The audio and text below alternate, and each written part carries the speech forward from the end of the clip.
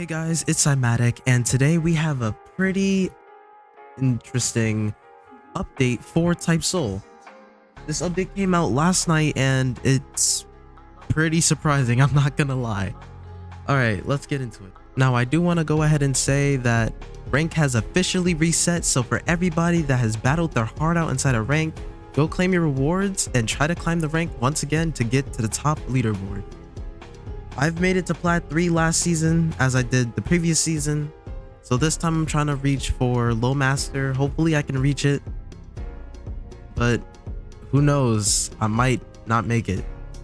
As for the next thing to go ahead and talk about, we have gotten 4 new codes, and I'm not gonna lie guys, these codes, I don't remember a thing. What was that about minors? I don't know a thing. I never heard of minors at all. Anyways, like besides the joke, these codes are actually insane. One of them gives 2 world tickets. Yeah, that you heard me right.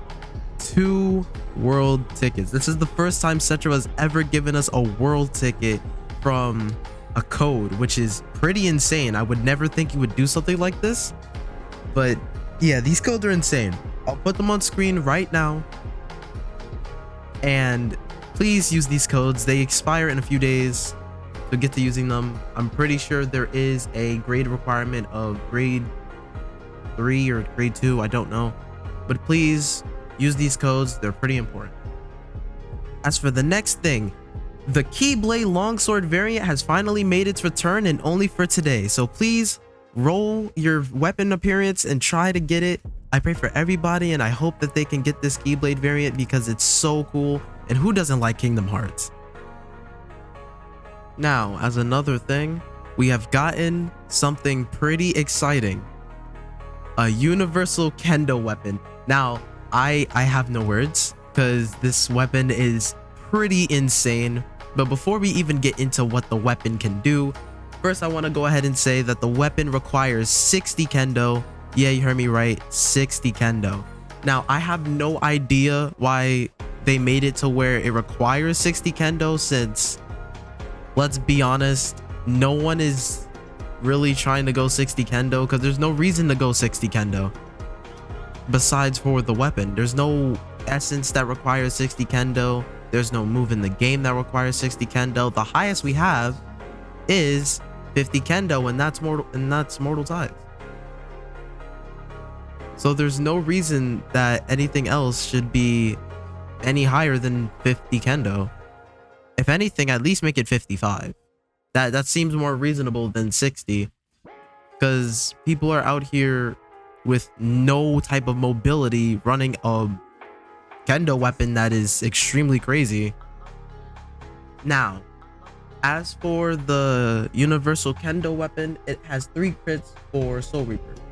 It has a standing crit, a forward moving crit, and a back moving crit. Each crit has a different ability. Now, for the standing crit, it makes it to where your opponent is unable to flash step, which in my opinion, that's insane.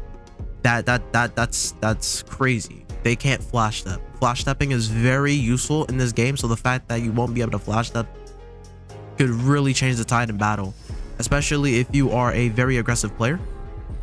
Now, for the forward moving crit, it disables all your moves except for your Shikai moves, your Res moves, and your Shrift moves, which in my opinion, that is crazy in itself. Meaning you could probably run Ink with this weapon and dominate the competitive scene just because you have the ability to seal your opponent's moves. This would, like, alone, just off of those 2 crits alone, you have the ability to fight speed players and their fast flash steps. You also have the ability to fight move spammers and Hakuda users, which in my opinion, that's insane. That's insane. The fact that you're able to fight all of that just with what, 2 crits? Now, we're not done because, like I said, it has a 3rd crit. The 3rd crit gives you a damage boost and nerfs your opponent's damage to you. That's insane. So you have a crit that can seal your opponent's moves unless it's their Shikai, their Res, or their Shrift moves. You have another crit which makes it to where your opponent can't flash step. And then you have a crit that buffs you and nerfs your opponent? This weapon's insane. It can't get any better than that, but it does. The weapon has a passive. The passive has a 20% chance of activating, and here's how it works. It goes off of you landing the crit, but when you land the crit, it plays some music. When the music plays, it will give you immediate guard break on your M1s. No matter what their posture is, they'll be guard broken on you just M1ing them, which is insane. Now, mind you, this only applies to Soul Reaper if I'm correct. It only applies to Soul Reaper. So you're gonna see a huge jump in Soul Reapers on Type Soul because of this alone. Now, here's another thing I should go ahead and mention. In Bankai, remember how I was talking about those 3 crits that it has and the effects it procs? Yeah, in Bankai, you proc all 3 effects on just landing the crit once. Yeah, that's right. So just landing 1 crit, you made it to where your opponent cannot flash step. They cannot use any of their moves unless there's their Shikai, Res, Shrift. And you just debuff their damage towards you and increased your own damage towards them. This weapon's gonna be broken. Now, I don't know the weapon's cooldown, and I don't know if it has any type of global cooldown with Ink's disable, but this weapon's gonna be insane. It's gonna, I have no words. This weapon is gonna be pretty strong, to say the least. Now, besides this, we also had a few balance changes, which I'm not really gonna get that much into, but there was one change that is definitely gonna affect Quincy's, since Quincy's did get pretty nerfed this update as per usual, which sucks. But Quincy's Claw, yep, this cybernetic right here was nerfed. It has more end lag, effectively just gutting the fuck out of one of the best cybernetics for Quincy. It's okay though, because for all the people that like Claw, you can still use Claw. It's just not going to be as good as it used to be. If you want a good substitute, you can use the Flamethrower, or you could use Bionic. Both of them are good, since the Bionic Quincy cybernetic allows you to bypass block, and it also is a grab to the opponent that does some pretty good damage.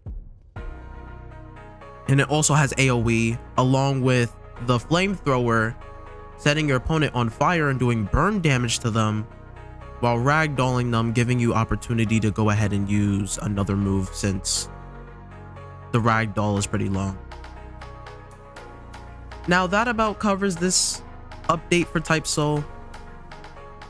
If you are new to the channel and you want to see more Type Soul updates, make sure you hit that subscribe button, turn on post notifications, that way you can get notified anytime a new update comes out for Type Soul. Also, make sure you like the video if this helped you out. But I'm out. Peace.